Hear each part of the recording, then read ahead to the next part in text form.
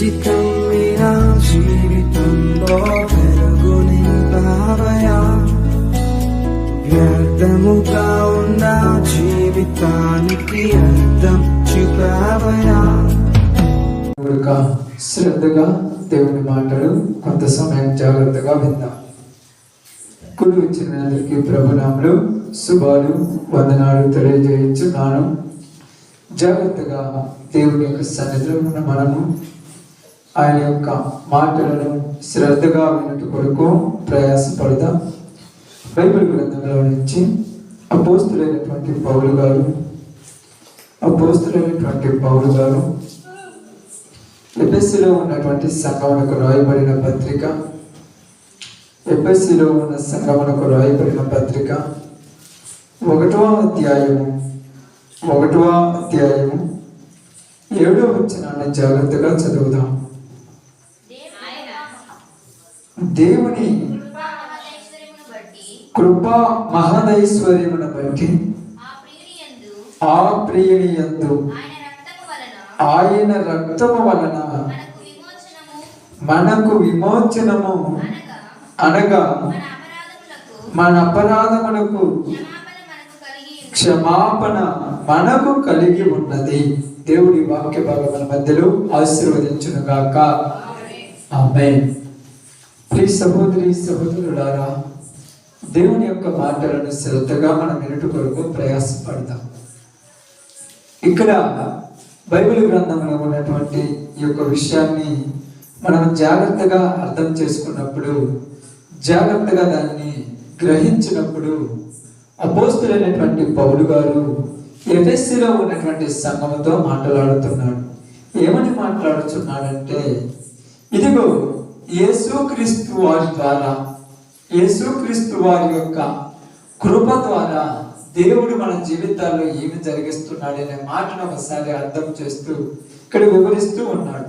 ఏమని మాట్లాడుతూ చూసినప్పుడు, దేవుని కృపా మహదైశ్వర్యమును బట్టి ఆ ప్రియుని యందు ఆయన రక్తము వలన మనకు విమోచనము అనగా మన అపరాధములకు క్షమాపణ మనకు కలిగి ఉన్నది. యేసు ప్రభు యొక్క జీవితమును ఒకసారి మనం అర్థం చేసుకున్నప్పుడు, ఆయన తల్లి గర్భముల నుంచి భూమి మీదకి వచ్చినప్పటి నుంచి ఆయన ఈ లోక యాత్ర ముగించు తిరిగి వెళ్ళేంత వరకు తన జీవితమును బాగా ఆలోచించినప్పుడు ఆయన జీవితాంతము ఏదో ఒక తపనతో బ్రతుకుతూ ఉన్నాడు. ఏదో ఒక తపన. చిన్న వయసులోనే 12వ సంవత్సరంలోనే తల్లిదండ్రులు ఆ యెరూషలేముకు ఆ యొక్క పండగకు వెళ్ళి తిరిగి వస్తున్న సందర్భంలో యేసు ప్రభు వారిని మర్చిపోయారు.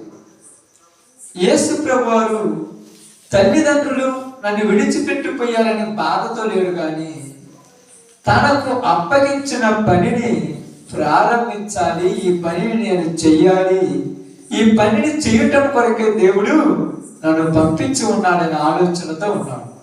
బాగా అర్థం చేసుకోండి.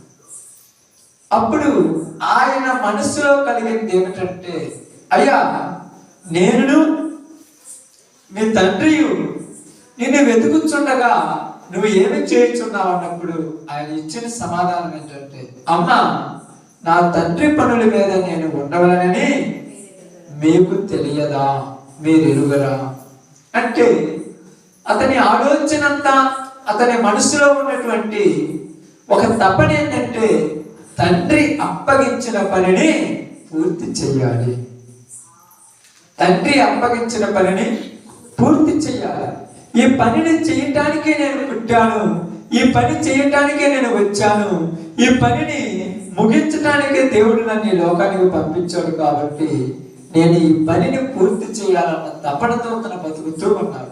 అతని యొక్క ఆలోచన కానీ, అతని యొక్క ఆవేదన కానీ, అతడు చేసే ప్రతి క్రియ కానీ ప్రతిదీ తండ్రి ఇష్టము నెరవేర్చుకుంటూనే చేస్తూ వస్తున్నాడు. అయితే ఇక్కడ మనకు రాసినటువంటి మాటను మనం జాగ్రత్తగా గమనించి ఆలోచిస్తే బాగా గమనించండి. ఏమంటున్నాడంటే, దేవుని కృపా మహదైశ్వర్యమును బట్టి దేవుడు ఎలాంటి వాడని చెప్తున్నాడు ఇక్కడ?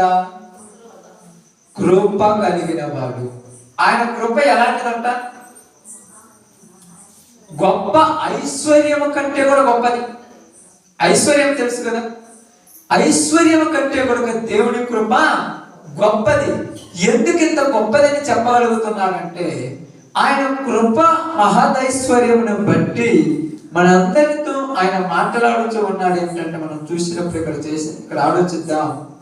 ఆ ప్రియుని యందు అనగా, చూడండి, ఆ ప్రియుని యందు అనగా ఆయన రక్తము వలన, ఆ ప్రియుని యందు అంటే ఎవరు ఆ ప్రియుడు? యేసు ప్రభు.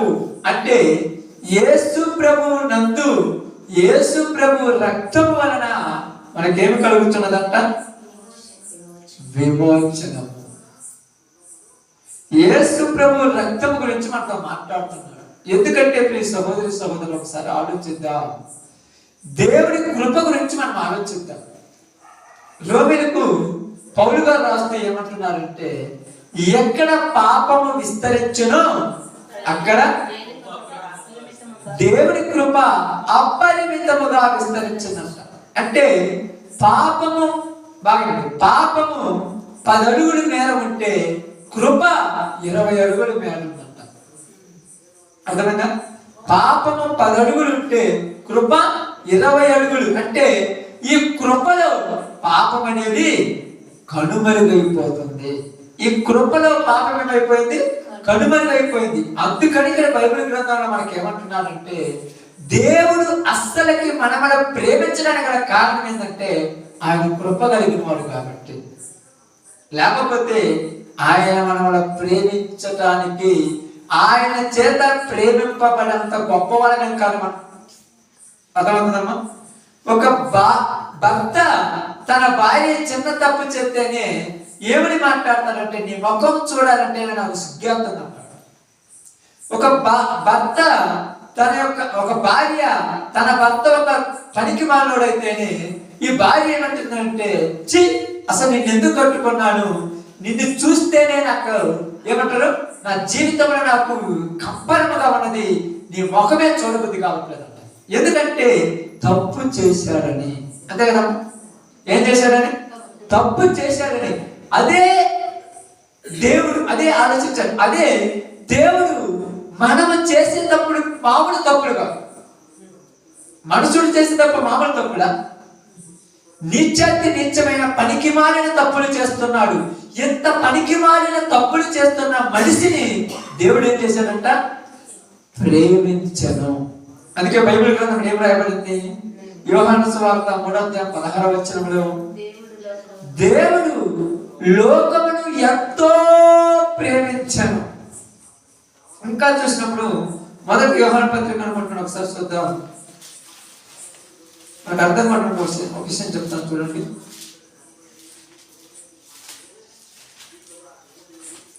యోహాను రాసిన 1 పత్రిక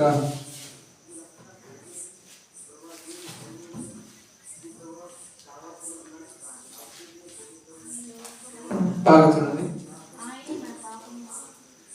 చూడండి, కాదు నేను చెప్తాను, మీరు బాగా ఆలోచించండి. 3వ అధ్యాయం 4వ అధ్యాయం అనుకుంటాను. 4వ అధ్యాయం 10వ వచనం. మనము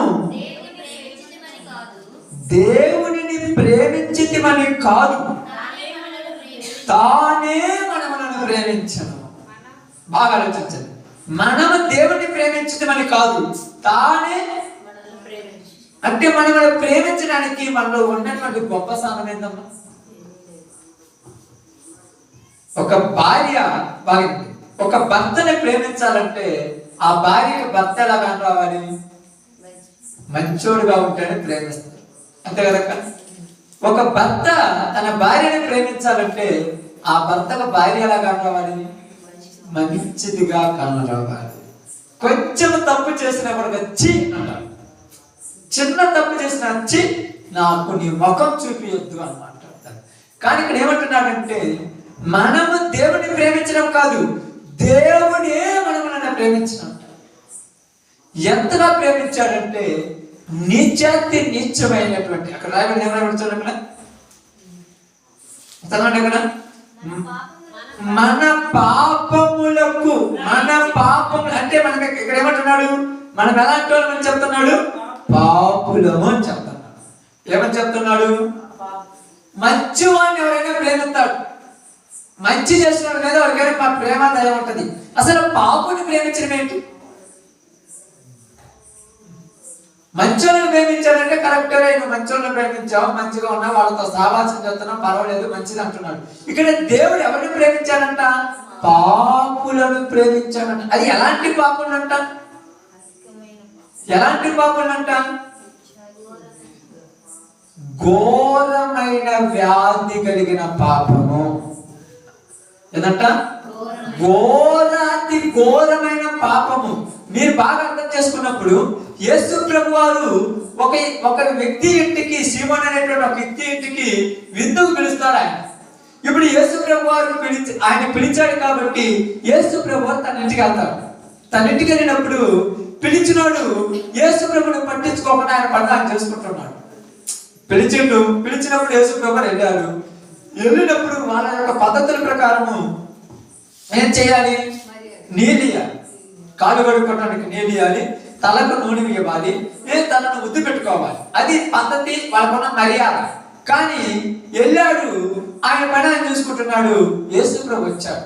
ఇప్పుడు యేసు ప్రభు ఇంటిలోకి వచ్చినప్పుడు యేసు ప్రభు అని తన పట్టించుకున్నప్పుడు అక్కడ ఒక పాపాత్మురాలైనటువంటి ఒక స్త్రీ వచ్చింది. తన యొక్క కన్నీళ్లతో పాదములు కరిగి తన పురులతో తుడుస్తూ ఆయన పాదములను ముద్దు పెట్టుకుంటుంది. ఇప్పుడు అక్కడ ఉన్న వాళ్ళందరూ కూడా ఏమంటున్నారు, బాగా ఆలోచించారు. అక్కడ ఉన్న వాళ్ళందరూ ఏమంటున్నారు, అది ఇప్పుడు మనకు కావాల్సింది. ఇదేమి నేను కొత్తగా చెప్పింది కాదు, మీరు అందరూ చదివిన వాక్యమే. అక్కడ ఉన్న వాళ్ళు, చుట్టుపక్కల ఉన్న వాళ్ళందరూ ఏమనుకుంటున్నారు,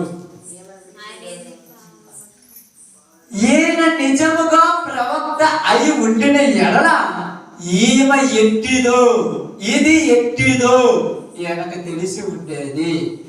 పాపాత్మురాలైన ఈమె ఆయన పాదాలు పట్టుకుంటే ఆమెను కాళ్ళతో తన్నకుండా, ఏమి అనకుండా మెదలకుండా ఉన్నాడు. అసలు అంటే ఒక తాగుబోతోడు నీ పక్కన వచ్చి కూర్చుంటే అప్రమైపోతుందంటావు.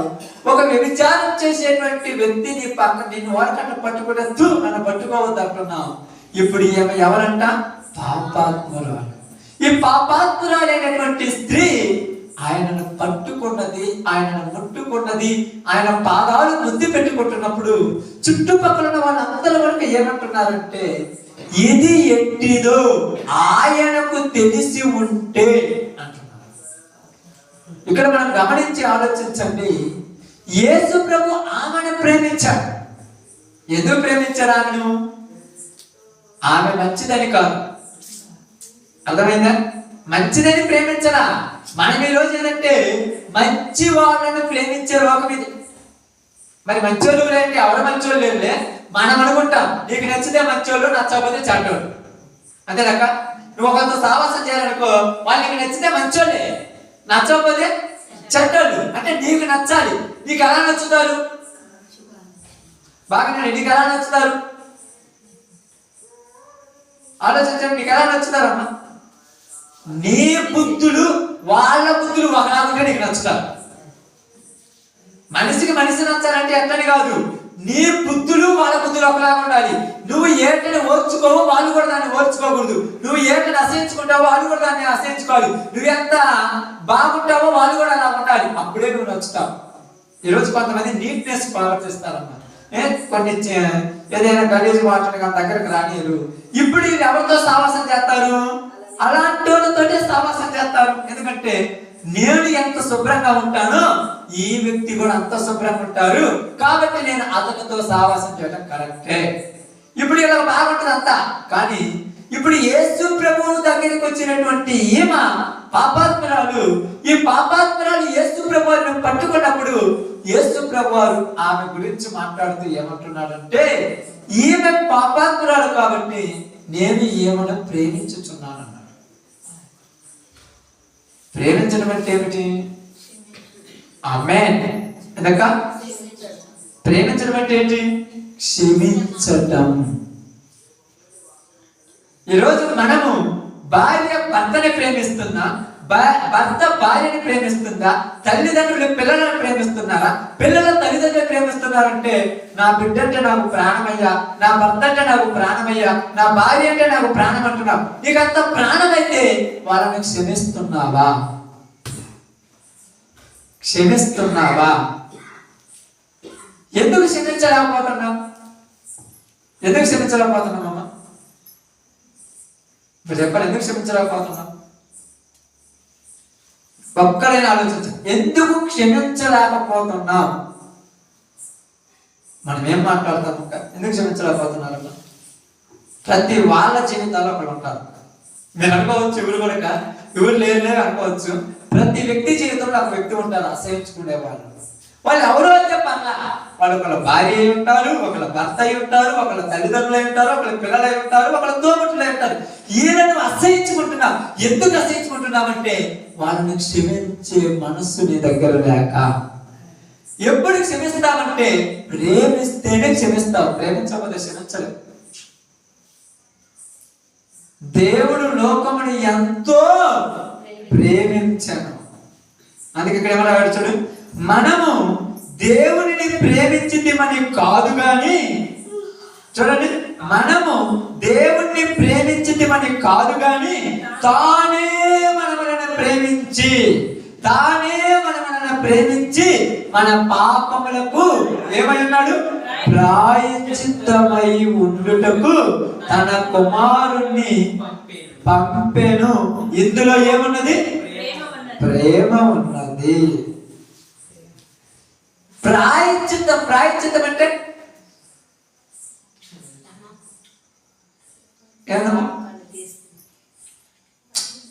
క్షమించి వదిలేక. ప్రాయశ్చిత్తం అంటే ఇప్పుడు ఒక అర్థం చెప్పడానికి ఒక అర్థం. ప్రాయశ్చిత్త పని అంటారు ఏమంటారు తెలుసా? నీ బదులు నేను శిక్ష పొందుతాను. ప్రాయశ్చిత్తంగా చాలా యేసు ప్రభువు మనకు ప్రాయశ్చిత్తమై ఉన్నాడు. ఏంటంటే మన పాపమును ఆయన వేదేసుకున్నాడు, ఆయన ప్రాయశ్చిత్త పరిహారం ఫలించాడు. కాబట్టి ఇప్పుడు మనము ఎవరైనా చూడండి, నీ కుటుంబంలో కానీ, నీ బంధువుల్లో కానీ, నీ సహోదరుల్లో కానీ నువ్వు ప్రేమిస్తే స్వభావం నీకున్నదా? అప్పుడప్పుడు చెప్తాను, నా భర్త అంటే నాకు ప్రాణమయ్యంత ప్రేమయ్యా, నా భార్య అంటే నాకు ప్రాణమయ్యా, నా పిల్లలంటే నాకు ప్రాణమయ్యా. ఎంత ప్రాణమైన నీవు వాళ్ళని ఎందుకు క్షమించలేకపోతున్నావు? ఎందుకు క్షమించలేకపోతున్నాడు? ఇప్పుడు చెప్పండి, ఎందుకు క్షమించలేకపోతున్నావు? మనది ప్రేమ కాదు, నటన. ఆమేన్. ఎందుకంటే నిజముగా ఎవరైనా ఒక వ్యక్తిని ప్రేమిస్తే వాళ్ళని ఏం చేస్తారంట? క్షమిస్తారు. ఎందుకంటే ఈ ప్రేమ ముందు వాళ్ళ పాపాలు కానరావు. ఈ ప్రేమ ముందు ఏమి కానరావు? వాళ్ళ పాపాలు కానరావు. అందరూ అంటారు ఈ పనికిరాడు దుర్మార్గుడు ఇట్టాడు అంటాడు. అప్పుడప్పుడు మనం ఏమంటారు తెలుసా? మీకు అక్కడ కనపడుతుండేమో, ఒక్కసారి నా స్థానంలో వచ్చి చూడండి, నా కొడుకు ఎంత మంచోడు అంట. అంటే నీ స్థానంలో నిలబడినప్పుడు అర్థమవుతుంది నీవు ప్రేమిస్తున్నావు. నీకు ఎలా కనపడుతుంది అంటే అవన్నీ చిన్న చిన్నవి తప్పులు అనిపిస్తున్నాయి, పెద్ద తప్పులే కాదు. బాగా నేను ఆలోచించి అంతగా చెప్తాను. చిన్న పిల్లవాడు 5 సంవత్సరాలు 3 సంవత్సరాలు 2 సంవత్సరాలు ఉన్న పిల్లవాడు. ఈ పిల్లవాడు నడుచుకుంటూ వచ్చి బాగా నడుచుకుంటూ వచ్చి నీ ముఖం మీద కారు పెట్టాడు. అప్పుడు నీకు ఎలా ఉంటది? ఇది గుడ్లలో ఎంత కొవ్వుందంటావా? బాగా అంటావా? ఏమంటాం? నా బంగారు తండ్రి అంటాం. ఏమంటావమ్మా? నా బంగారం, నా వెండి, నా ముద్దు. అబ్బాయి ఇంకొకసారి తన ఇటుపక్క తగ్గేసుకుంటా. ఎందుకంటే ఆ కాలు ముద్దు పెట్టుకుంటా. ఇప్పుడు ఏమనుకుంటా? వాడికి తెలియదని కాదు, కానీ వాడు ఏం చేస్తున్నాడంటే వాడి పరిస్థితిని బట్టి వాడు అలా వచ్చేసాడు. ఇప్పుడు నువ్వు ఆయన చూసినప్పుడు, వాడు కొట్టినప్పుడు నీకు దెబ్బ తగిలినా, వాడు ఒకవేళ ఏదో ఒక పొల్లతో నీ కన్ను పొడిచినా నువ్వు ప్రేమించావు కాబట్టి ఏమన్నా. అదే కొద్దిగా వయసు వచ్చిన తర్వాత ఈడే అలా కొట్టినప్పుడు మనం వాడిని క్షమించలేము. ఎందుకంటే ప్రేమ అనేది ఏమైపోతుంది? ఆమేన్. ప్రేమ తగ్గిపోతుంది. ఎందుకు తగ్గిపోతుంది? ప్రేమ తగ్గిపోకూడదు కదా. ప్రేమ ఏమో రోజు రోజుకి పెరిగిపోవాలి. అందుకే బైబిల్ గ్రంథం ఏమండి, మంచి వాణి కొరకు ఎవరైనా ఒకరు చనిపోయినా చనిపోవచ్చేమో కానీ చెడ్డవాడి కొరకు ఎవరైనా ప్రాణం పెట్టగలరా? అందుకే ఇక్కడ అదే రాస్తున్నాడు. ఏమంటున్నారంటే మనము దేవుణ్ణి ప్రేమించటమని కాదు, మనము దేవుణ్ణి ప్రేమించటమని కాదు. మనం దేవుణ్ణి ప్రేమించగలమా? ఎందుకు ప్రేమించలేమక్క? ఎందుకు ప్రేమించలేము చెప్పండి, చెప్పండి, బాగా చెప్పండి. ఒకసారి ఆలోచించండి, ఎందుకు ప్రేమించలేము?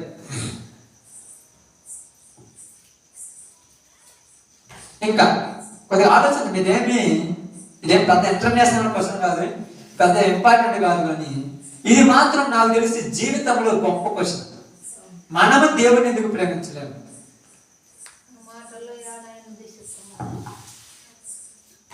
మనం దేవుని ఎందుకు ప్రేమించలేమంటే మనం చెడ్డవాళ్ళం కాబట్టి. అర్థమైందక్క?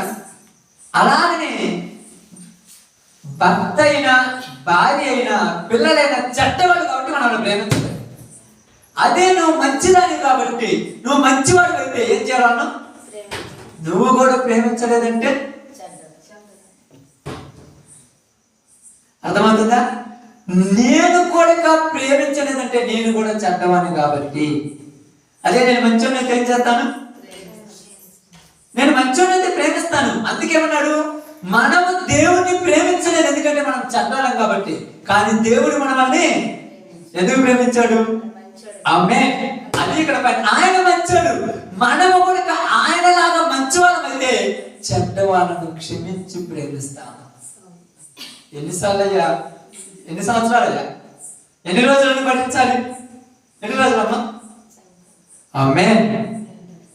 ఎన్ని రోజులు? ఎన్ని రోజులు చెప్పండి. ఒక్కలా చెప్పండి. ఎన్ని రోజులు? చనిపోయిన దాకా. ఉందా ఓపిక? ఉందా ఓపిక? ఆ ఓపిక నీలో నాలో లేకపోతే మనం క్రీస్తు స్వరూపంలోనికి రానంటే, మనం క్రీస్తు స్వరూపంలోనికి రానంటే. ఎందుకని చెప్తున్నానంటే ఇక్కడ అదే చెప్తున్నాడు, దేవుడే మనల్ని ప్రేమించి మన కొరకు తన కుమారుణ్ణి పంపెను. మన కొరకు ఎవరు పంపాడు? ఇప్పుడు ఆ కుమారుడు మన పాపములకు ఏమై ఉన్నాడు? అందుకే అన్నాడు. చూడండి, మీరు అప్పుడు చదవండి, అక్కడ చదవండి అమ్మాడు ఒకసారి. ఎంత చూడు రాసిన ఒకసారి చదవండి. దేవుని కృపా మహదైశ్వర్యమును బట్టి ఆ ప్రియుని యందు ఆయన రక్తము వలన మనకు విమోచనము, అనగా మన అపరాధములకు క్షమాపణ మనకు కలిగి ఉన్నది. ఇక్కడ అదే చూడండి, ఆయన కృపా మహదైశ్వర్యం. ఆయన ఏముంది? కృప. ఆ కృప ఎలాంటిదంట? మహదైశ్వర్యము కలిగింది. కాబట్టి అందుకేమని చెప్తున్నాడంటే కొలస్సీలకు రాసిన పత్రిక 1వ అధ్యాయము 14 వచ్చిన అనుకుంటాం, చూద్దాం.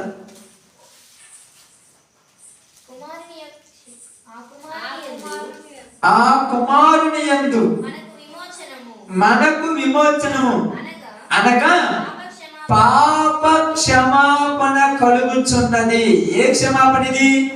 పాప క్షమాపణ. ఎవరి యందు కలుగుచున్నది? క్రీస్తునందు కలుగుచున్నది. ఎలా కలుగుచున్నది? ఎలా కలుగుచున్నది అమ్మా? ఎలా కలుగుచున్నది? బాగా అర్థం కావడానికి చెప్తాను, మీ అందరికీ అర్థం కావడానికి మంచి చెప్తాను బాగా అండి. ఒక తల్లి గర్భంలోనికి బిడ్డను తీసుకున్నది మొదలుకొని, గర్భంలోనికి బిడ్డను పిండం కాదా, ఆ పిండము పెరిగి పెరిగి ఏమవుద్ది? పెద్ద అవుద్ది. ఎక్కడ? గర్భంలోనే ఉంది. గర్భంలోనే పిండము పెరిగి పెరిగి పెద్ద ఈ బిడ్డగా మారినప్పుడు ఈ బిడ్డ బయటికి వచ్చే సమయంలో ఎంత బాధ అనిపిస్తుందంటే, ఆ మనిషికి 206 ఎముకలు ఉంటే ఎముకలన్నీ ఇరిగిపోతే ఎంత బాధ అవుతుందో అంత బాధపడి బిడ్డను బయటికి రప్పిస్తుంది. బాగా తెలుసు. అంత బాధతో ఏం చేస్తుంది? బిడ్డని బయటికి రప్పిస్తుంటది. ఈ బిడ్డ బయటికి వచ్చేటప్పుడు ఎందుకు నాకు ఈ బాధ, అసలు బిడ్డ లేకపోతే బాగుండు అనుకుంటుందా తల్లి? బాగా అర్థం చేసుకోండి, బాగా ఆలోచించండి. ఈ గర్భంలో మోసినంత వరకు ఓకే, అది పక్కన పడేది, దాని గురించి ఇప్పుడు మాట్లాడలేదు. బిడ్డ గర్భంలో నుంచి, తల్లి గర్భ ద్వారంలో నుంచి బయటకు వచ్చే సమయంలో ఆ ప్రసవ వేదన అనేది భరించేది కాదు. ఆ ప్రసవ నొప్పి అనేది భరించేది కాదు. ఈ నొప్పి భరించిన కంటే బిడ్డ లేకపోవడమే మంచిదని అనుకుంటుందా? ఎందుకని కాదు? నువ్వు చెప్పాలి, ఎందుకని కాదు?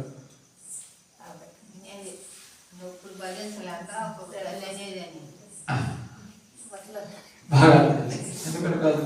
ఎందుకు అనుకుంటుంది? నొప్పులు భరించలేక అసలు ఇది వద్దురా అనుకుంటారు, కానీ తర్వాత ఏమిటంటే వస్తే బాగుండాలి. కానీ బాగా మంచి ఆలోచించడానికి మీకు చెప్తున్నాను, ఈ యొక్క తల్లి ఒక బిడ్డకి జన్మనిచ్చేటప్పుడు ఎంత బాధ ఉంటుందో, అలాంటి తల్లులు 1,000,000 మంది నొప్పి ఎంత ఉంటుందో అంత నొప్పి భరించాడు యేసుప్రభు. 1,000,000 మంది తల్లులు నొప్పి, అంత నొప్పి భరించి ఏం జరిగిందంటే, ఆ తల్లి గర్భంలో నుంచి బిడ్డ బయటకు వచ్చే సమయంలో తల్లి అంటుంటుందో, నేను భరించలేను. ఈ రోజుల్లో అంటే ఇప్పుడు ప్రేమలు తగ్గిపోయినాక తల్లులకు ప్రేమలు, పిల్లలకు ప్రేమలు. నేను పెళ్లి పేరెంటాలు ఎందుకు జరుగుతుందో, ఎందుకు పెళ్లి చేసుకుంటున్నారో తెలియదు, ఎందుకు కుటుంబం అంత తెలియదు, భర్త బుద్ధి తెలియదు, భార్య బుద్ధి తెలియదు. 4 రోజులు ఇష్టం వచ్చినట్టు ఉంటారు, ఇష్టం వచ్చినట్టు తిరుగుతుంటారు. ఆ బిడ్డలు పుట్టిన తర్వాత వాళ్ళని గాలిలో దేశ నిర్మాణం చేసి వదిలేసిపోతుంటారు. కానీ కొంతకాలం ముందైతే ఎలా ఉండేదంటే, బిడ్డను జన్మనిచ్చేటప్పుడు తల్లి ఆ పురిటి నొప్పుల్లో కూడా సంతోషంతో ఎదురు చూస్తుంటారు. ఈ రోజుల్లో ఏం చేస్తారంటే, చిన్న నొప్పి రాగానే వెంటనే హాస్పిటల్ తీసుకుపోతారు, మత్తిని చేసినామని చెప్తారు. మా బిడ్డ నొప్పి తట్టుకోలేదని. తల్లి అంటే నా బిడ్డ నొప్పి తట్టుకోలేదని. అంటే నువ్వు తట్టుకున్నట్టుగా నీ బిడ్డ నొప్పి తట్టుకోలేదా? ఆ నొప్పి తెలియకుండా బిడ్డని కనదు కాబట్టి బిడ్డల ప్రేమ తెలియదు. ఇక మాత్రమే కూర్చొని ఇష్టం వచ్చిన టీవీ చూస్తుంటే వాడు మాత్రం ఆడ పొరదలో గుంపులు మట్టి తింటుంటాడు. ఏందమ్మా పిల్లనాడు వదిలేసామంటే యాడికి పోతలేవు అంటే ఎందుకు చెప్తున్నానంటే, ఈరోజు ప్రసవ దినాలలో ప్రసవ నొప్పి అనేది తల్లి భరిస్తేనే ఆ బాధ అర్థమవుతుంది. కాబట్టి ఇక్కడ ఈ నొప్పి భరించేటప్పుడు ఆమె ఏమనుకుంటుందంటే, తెలియని ఒక వేదన ఏంటంటే, తెలియని ఒక ఆశ ఏంటంటే, నా ద్వారా ఒక బిడ్డ భూమి మీదకి వస్తున్నాడు, నా నొప్పి 10 సెకండ్లే కదా, 10 నిమిషాలే కదా, ఏమవుతుందిలే అనుకుంటుంది. అప్పుడు ఆ బిడ్డ భూమి మీదకి వచ్చిన తర్వాత ఆమె నొప్పి మొత్తం ఏమైపోద్ది, మరిచిపోతుంది. అర్థం చేసుకున్నారు కదా? కాబట్టి ఇక్కడ మనకు కూడా అర్థమవుతుంది ఏంటంటే, బాగా గురించి ఆలోచించండి. ఇక్కడ దేవుడు మనతో కూడా మాట్లాడుతుందంటే, తన కృపా మహదైశ్వర్యమును బట్టి ఆ ప్రియనియందు అనగా యేసు ప్రభు రక్తము వలన మన పాపములకు క్షమాపణ. ఎందుకయ్యా ఇలాంటి వాళ్ళ కోసం ప్రాణం పెడుతున్నావు? ఇలా ఎవరైనా మంచోడు ఉండేమో చూడు, తాగుబోతాడు, తిరుగుబోతాడు, పనికి మానవుడు, దేశగాడు, దొంగ దోచుకుడు వాడు, మోసగాడు, ఇలాంటి వాళ్ళ కోసం అయ్యా ప్రాణం పెట్టేదంటే ఆయన ఏమంటున్నాడు తెలుసా? ఏమంటారు చెప్పండి. ఇప్పుడు మనమైతే తూ అని వస్తాం, ఆయన విషయంగా ఏమన్నాడు? ఆయన ఏమన్నాడు చెప్పండి? ఎవరైనా ఒకళ్ళు ఆలోచించండి, ఏమన్నాడు ఆయన?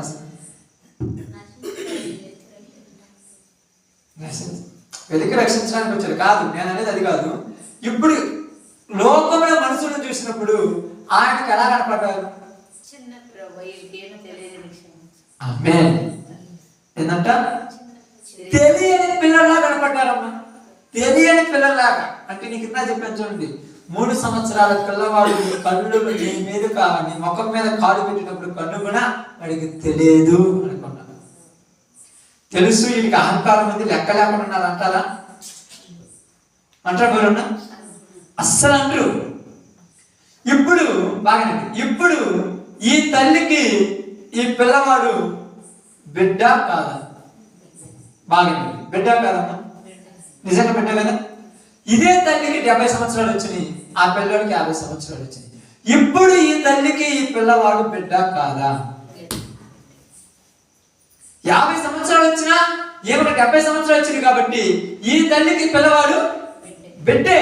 కాబట్టి బిడ్డ మీద చిన్న వయసులో ఉన్న ప్రేమ కొద్దిగా పెరిగేలోపు ఎందుకు తగ్గిపోయింది? చిన్న వయసులో ప్రేమ ఉంటుంది. వాడు కొట్టినా తిట్టినా చిన్నగా ముద్దు మాట్లాడుతుంటాడు, తిడుతుంటాడు, అప్పుడప్పుడు కొడతాను తిడతాను అమ్మటి మాట్లాడు బూతు మాట్లాడాలి అంటుంటే ముద్దుకుంటాయి. ఇంకొకసారి తిట్టయ్యా, ఇంకొకసారి అన్నయ్యా, అమ్మనన్నయ్యా, నాన్ననయ్యా, మా తాతనన్నయ్యా, బావనన్నయ్యా, ఏమన్నా కనిపించినప్పుడు ముద్దుకున్నాయి. ఇప్పుడు నీకు బిడ్డ కాదా? ఇదే బిడ్డ ఇప్పుడు 70 సంవత్సరాలు 40 సంవత్సరాలు అడిగిండు, నీకు 70 సంవత్సరాలు వచ్చింది. అప్పుడు నీ కాడ నీ బిడ్డ ఎంతో, ఇప్పుడు నీ కాడ నీ బిడ్డ అంతే. అప్పుడు నీ కళ్ళకి ఎలా కనపడ్డాడు, మరి ఇప్పుడు కూడా ఎలా కనపడాలి? కానీ ఏమంటాం, గేసెద్దులా పెరిగినాడు, దేశ దగ్గరగా తిరిగినాడు, వీడికి అంతుందంటే అసలు ఎలా మాట్లాడుతున్నావు తల్లి అనే మాట అనొచ్చా? అయ్యా లోకం మొత్తం అంటున్నారు, ప్రపంచం మొత్తం అంటారు. చిన్న పిల్లగా ఉన్నప్పుడు, ఎంత వయసులో ఉన్నప్పుడు ఊరు మొత్తం అంటారు, చుట్టుపక్కల వాళ్ళు ఏడు మెత్తుగుడే పుట్టారు అంటారు అందరు. కానీ తల్లి ఏమంటుంది, నా బిడ్డ మంచోడు అంటారు. ఊరు మొత్తం అంటారు, చిన్న వయసులో అంటారు, ఇటు పనికి మానరు, ఇటు దరిద్రుడే, ఇట్లాంటి అనుకుంటారు. కానీ తల్లి ఏమంటుంది, నా బిడ్డ మంచోడు అంటారు. పెరిగి పెద్దోడైనప్పుడు ఎందుకు నీకు ఆ బిడ్డ మీద ప్రేమ చచ్చిపోయింది? ఎందుకు చచ్చిపోయింది అక్క? చిన్నప్పుడు కూడా వినలేదు కదా, నేను తెచ్చిమని తెచ్చిచ్చిందాక తెచ్చుకో, నేను తెచ్చిమన్నాడు. రైట్, ఒక్కసారి తెచ్చిరు, నేను తెచ్చిను, నువ్వు తెచ్చుకో అన్నాడు. ఏడు పనికి మాన్నాడు, నాకు పెద్ద అయితే బోబెట్టాడు, తెచ్చుకున్నావు బోబెట్టాలని అప్పుడు కూడా తెలిసింది. ఈయన నన్ను చూసుకోడు, నేను నాకు పెట్టలేదు తెలుసుకోడు, అప్పుడు నేను తెచ్చుకున్నావు కదా. మరి పెద్ద అయిన తర్వాత నీకు ముందే తెలుసుకోడు, అప్పుడు ఎందుకు ప్రేమ లేదు? ఇప్పుడు లోపం పిల్లలో ఉందా, తల్లిలో ఉందా? ఇద్దరిలో ఉండదు అక్క, ఉండదు ఇద్దరు. అది క్లారిటీ చెప్తాను, ఇద్దరిలో ఉండనే ఉండదు. ఎందుకంటే ఇప్పుడు మీకు ఎగ్జాంపుల్ చెప్పాను కాబట్టి నిజం చెప్తున్నాను. మనము దేవుడు భూలోకమును చూసినప్పుడు భూలోకం దేవుని సన్నిధిని ఏమైంది? చెడిపోయింది, అవునా కదా? కాబట్టి దేవుడు ఆదికాండం 8వ అధ్యాయం 21 వచ్చిన మాట ఒకసారి చదవండి. 8వ అధ్యాయం తొందరగా ఆ విషయం ఒకసారి చదువుతాం. ఆదికాండం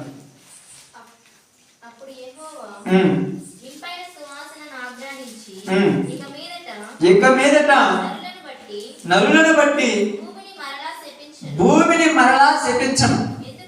ఎందుకనగా నరుల హృదయాలోచన వారి బాల్యం నుండే చెడ్డవి. అంటే తండ్రి అయిన దేవునికి మనుషుల హృదయాలు అట్టాటి ఏం తెలుసు?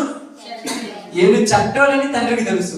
చట్టోలని తెలిసినటువంటి తండ్రి వాళ్ళని శపించాడా, ప్రేమించాడా? వీళ్ళు చట్టోళ్ళే కాబట్టి ఇలా నేను ఎప్పటికీ శపించను అన్నాడు. కాబట్టి మనకు చిన్నప్పుడే తెలుసు. కానీ పిల్లవాడికి వీడి పెద్ద అయితే జాదు కూడా అవుతారంటావు, అప్పుడప్పుడు వీడి పెద్ద అయితే కిరాత్ కూడా అవుతారంటావుగా, వీడి పెద్ద అయితే ఇప్పుడే నాకు తెలియకుండా నా యొక్క పర్సులో ఉన్న డబ్బు తీసేది దొంగ అవుతాడు పెద్ద అయితే అంటావుగా, వీడి పెద్ద అయితే నాన్నకంటే కేడు కూడా అవుతారంటావుగా. అవతారని అన్ని తెలిసి కూడా పెద్ద నాకు ఎందుకు ప్రేమ లేకుండా పోయింది? ఎందుకు పోయింది చెప్పండి, చెప్పాలి ఎందుకు పోయింది? ఒక్కసారి చెప్పండి, మీకు తెలిస్తే. కారణం ఏంటంటే ఇందాక మీరు అన్నారు చూడండి, ఇద్దరు తప్పుడోళ్ళు కాదు కానీ తప్పు మనలో ఉంది. ఎందుకంటే ఎందుకంటే అపవాది యోబు మీద ఫిర్యాదు చేయడానికి ఎవరి దగ్గర పోయింది? దేవుడి దగ్గర పోయింది. ఏమంటుంది దేవుడి దగ్గర పోయి? యోబు మామూలు అనుకున్నా, డేంజర్ గా అన్నా, నువ్వు అందించేవాడు నేను వచ్చాడా అచ్చటాను. ఇప్పుడు యోబును ఎవరి చేతికి అప్పగించాడు దేవుడు? ఇప్పుడు అపవాది చేతిలో పడితే మంచోడు అవుతాడా, చెడ్డోడు అవుతాడు? బాగా అపవాది చేతిలో పడితే మంచోడు అవుతాడు, చెడ్డోడు అవుతాడా? మనం అనుకుందాము యోబు నిలబడగలిగాడు కాబట్టి గొప్పవాడు అంటున్నాడు. అంతేనా? యోబు నిలబడేలా, యోబుకు నిలబడే ధైర్యం దేవుడు ఇచ్చాడు. అదే మనం గమనించాలి. యోబుకు నిలబడే ధైర్యం దేవుడు ఇచ్చాడు. యోబుకి ఇచ్చిన ధైర్యం ఈరోజు మనకి వచ్చిందా లేదా? మరి ఏ మందికి నిలబడ్డాడో మన మందికి నిలబడలేదు. బాగా అర్థం చేసుకోండి. యోబుకి ఇచ్చిన ధైర్యము, యోబుకి ఇచ్చిన కృప, యోబు మీద ఉన్న కనికరము మన మీద ఉన్నదా లేదా దేవుడికి? మరి యోబు ఎందుకు నిలబడగలిగాడు, మన మీదకి నిలబడలేదు?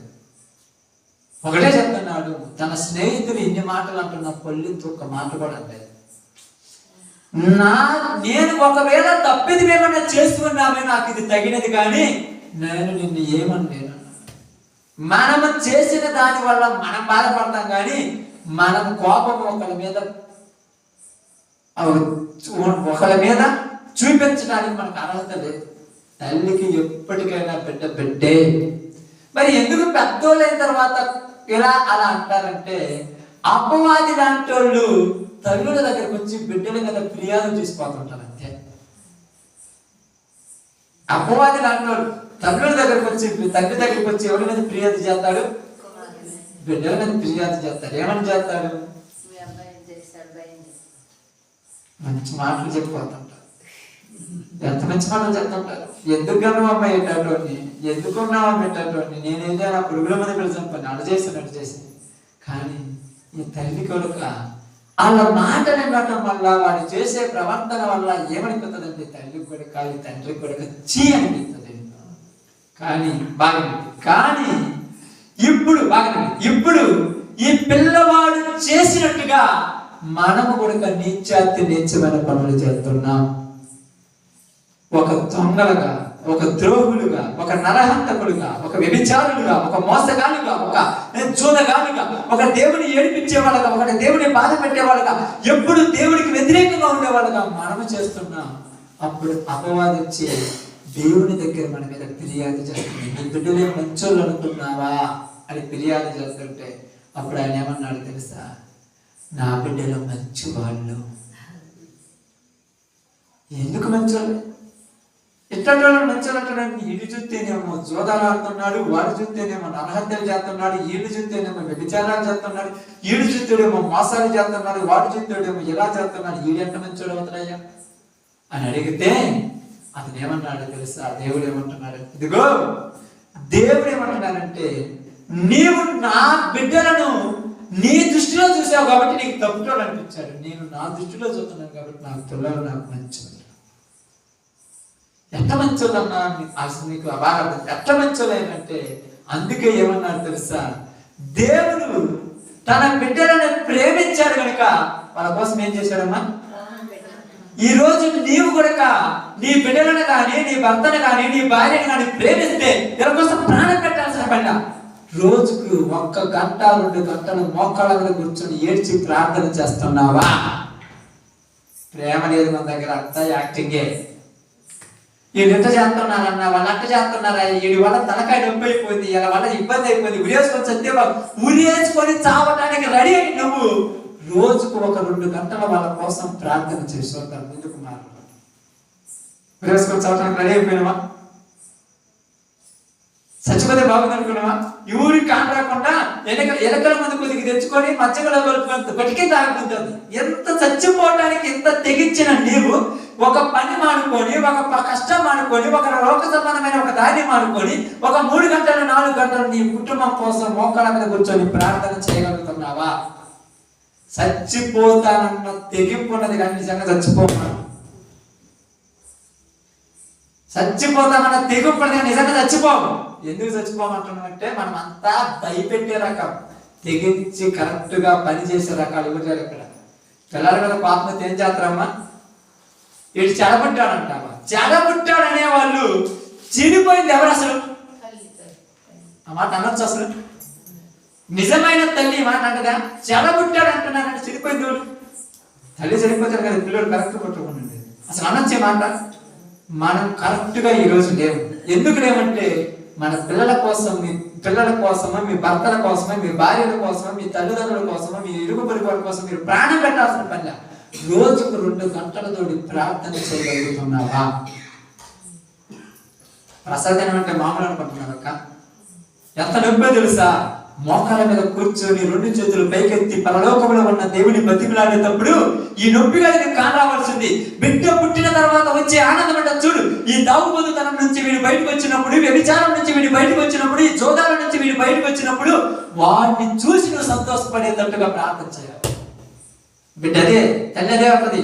రేపు బిడ్డ పుట్టిన తర్వాత మగబిడ్డ పుడతాడు, ఎర్రగా ఉన్నాడు, అచ్చం నాలాగా ఉన్నాడు, ఎంత మంచోడు పుట్టాడని ఈ నొప్పులు మర్చిపోయినట్టుగా నువ్వు ఉపవాసాలు, రాత్రి పగలు జాగరణలు, నువ్వు చేసిన ఆకలి తప్పులు, నువ్వు రాత్రి పగలు చేసిన ప్రార్థనలు వాడు మారిన తర్వాత నువ్వు మర్చిపోయి వాడు సంతోషపడతావు.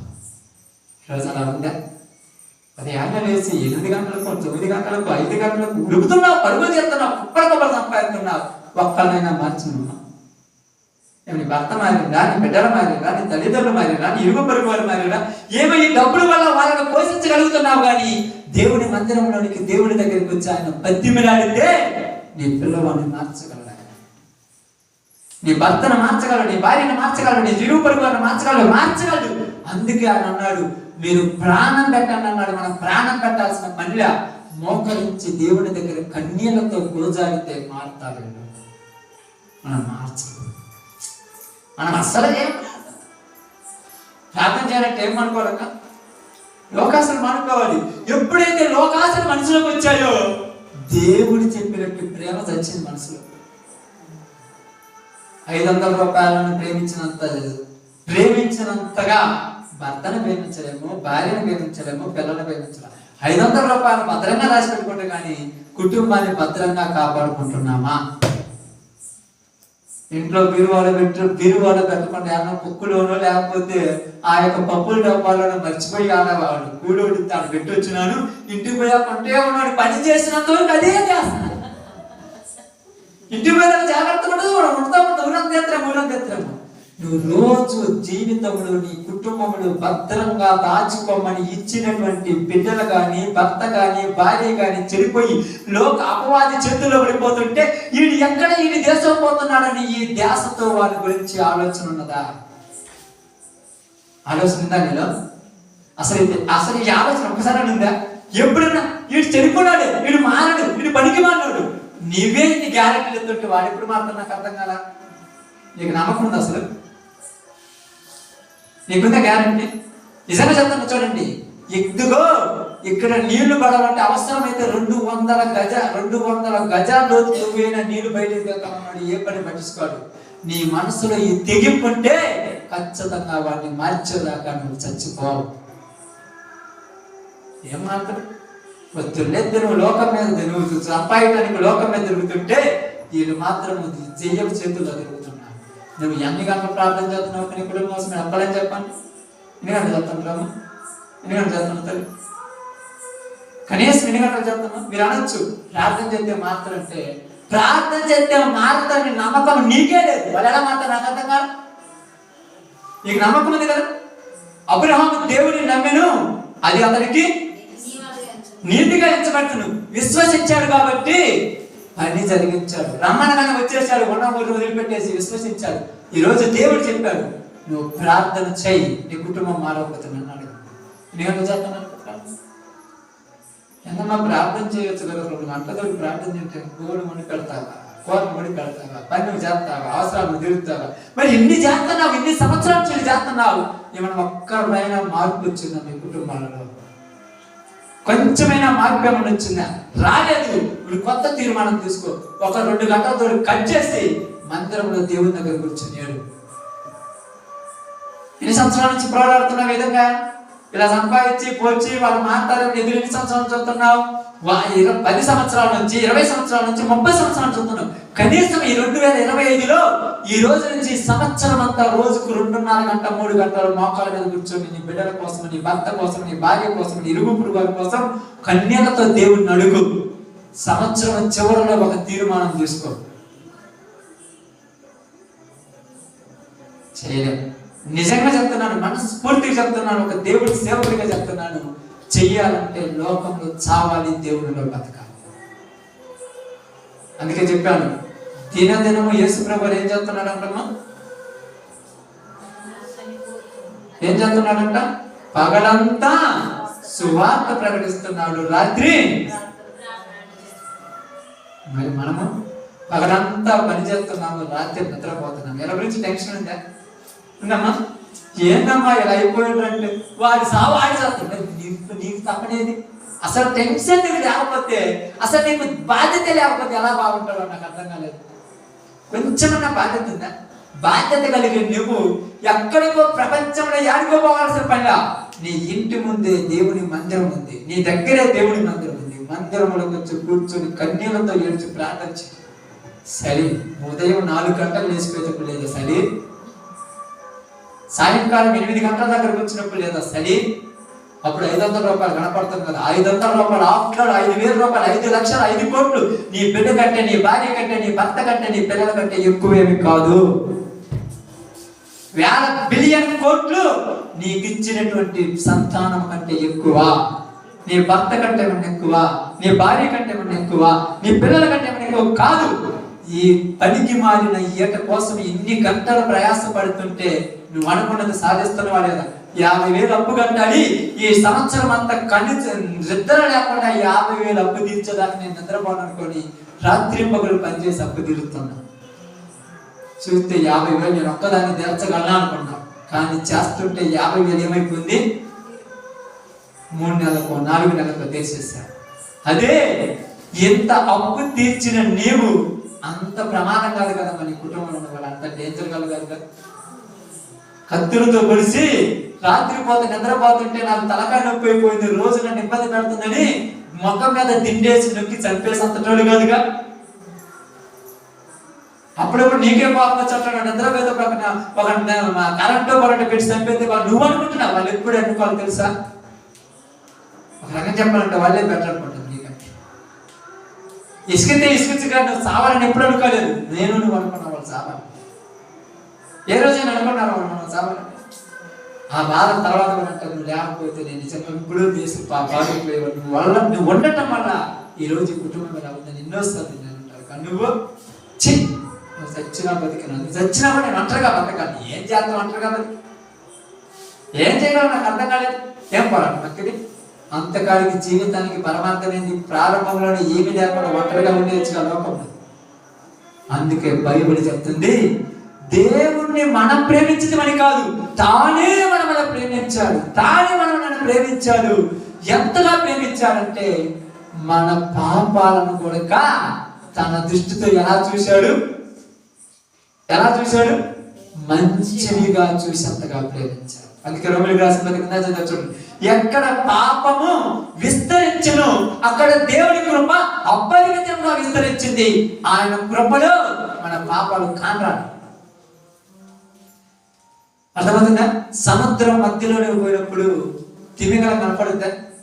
కానీ మనం చూస్తే అంత మనకు ఎంతో పెద్ద పడుతుంది, కానీ సముద్రంలో తిమింగలం ఎంత చిన్నదే.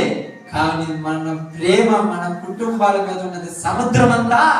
వాళ్ళ పాపము ఆ తిమింగలాలు చేపలంత అయితే వాళ్ళని మార్చగలవు.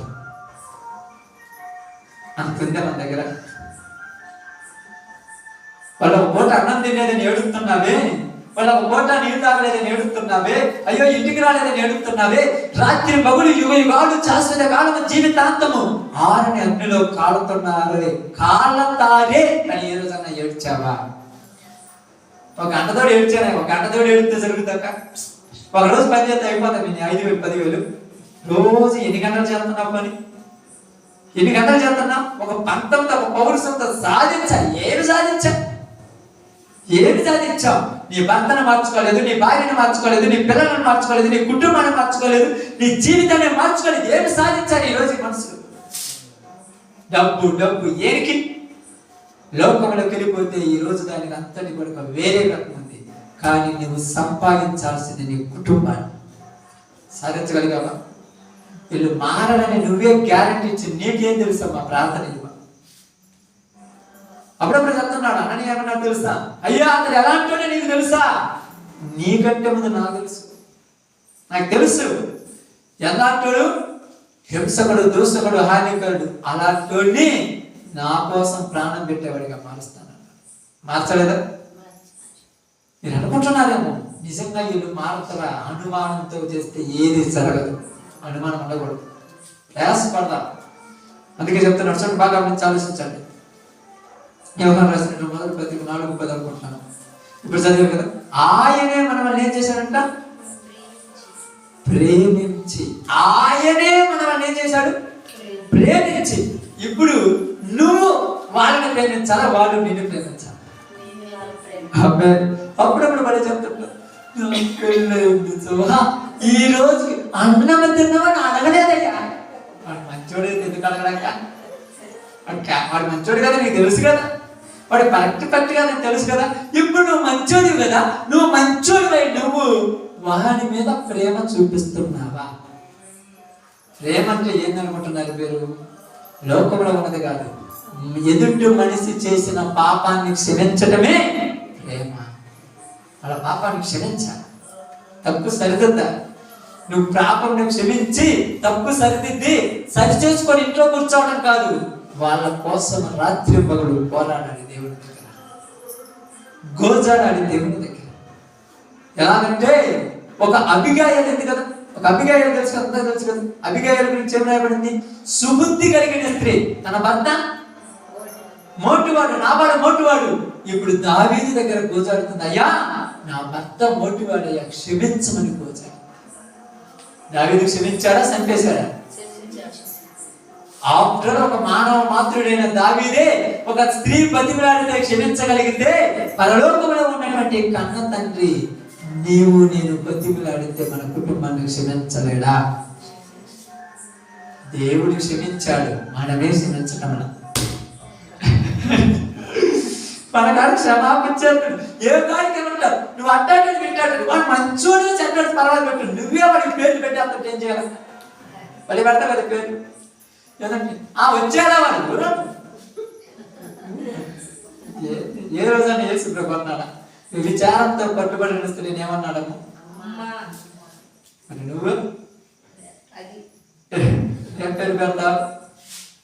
తాగుపోతాడు, తిరిగిపోతాడు, దొంగ, పనికి మాట్లాడు. ఎంత పేర్లు మనం పెట్టే పేరు అంటాడు. యేసుప్రభు ఏం పేరు పెట్టాడు? అమ్మ. ఇక మీద అలా చెయ్యదు. అమ్మ అమ్మని పిలవగలిగినట్టే ఆ పిలుపుతోనే మారిపోయినా. మనము ప్రేమించే ప్రేమతోటి మన కుటుంబంలో వాళ్ళు మారాలి. అది మారాలంటే ముందు మనం మారాలి. జరగ ఎందుకు మారాలి అంటున్నానంటే, ఇప్పుడు ఇందాక చెప్పాను చూడండి, యేసు ప్రభు యొక్క ఆ సిలువ మరణం పొందేటప్పుడు వేదన ఎంత వేదన ఉంటుంది? ఎంత వేదన ఉందమ్మా? వర్ణించడం వీలు పడినంత వేదన. ఆ అడుగు తీసి అడుగు వేస్తున్నప్పుడు, ఆ భుజాల మీద బరువు ఎక్కుపోతున్నప్పుడు, ఆ యొక్క సిలువ కింద పడిపోయి మళ్ళా పడిపోయి లేచి పడిపోయి లేచి, ఒక పక్క కొరడా దెబ్బలతో ఈ రక్తం అంతా కాగిపోతుంది, ఒక పక్క కాళ్ళలో నుంచి ఆ యొక్క రాళ్ళు గుచ్చుకొని కాళ్ళన్నీ కూడా నొప్పులు పుడుతుంది, ఒక పక్క శిరస్సు మీద నుంచి రక్తము నీళ్లుగా కాగిపోతుంటే మంటలు పడుతూ ఎండ వేడికి ఎగిరిపోతూ ఇబ్బందులు పడుతూ సమస్యల మధ్యలో గోజాడుతూ ఆ కలవరి సిలువ మీదకి, ఆ కలవరి కొండ మీదకి సిలువెత్తుకొని పోతున్నప్పుడు ఎప్పుడైనా ఒక్కసారి ఎందుకు ఇలా కోసం నేను తెచ్చుకోవాలని సిలువాడేసి ఎక్కిపోయిందా? మరి మనం ఎన్నిసార్లు ఎక్కిపోయిందా? ఎన్నిసార్లు పోయింటారు చెప్పండి? అక్కడ వీడి కోసం నేను ప్రార్థన చేసి నేను చేయాలి. తీసుకోలేదా తీర్మానాలు? నిజంగా తీసుకున్నాం లేదా? అప్పుడే ఉన్నాడు యెరూషలేము కుమార్తెలారా, ఏమన్నాడు? మీ అందరూ గుర్తుంది కదా అన్నమాట, నా కోసము. మరి ఎవరి కోసం ఏమన్నాడు? మరి ఇప్పుడు ఎవరి కోసం పెడుతున్నా? ఇప్పుడు ఎవరి కోసం పెడుతున్నా? అయ్యా నా కోసం ఇన్ని బాధలు భరించి ఆయన కోసం ఆడవద్దని చెప్పాడు.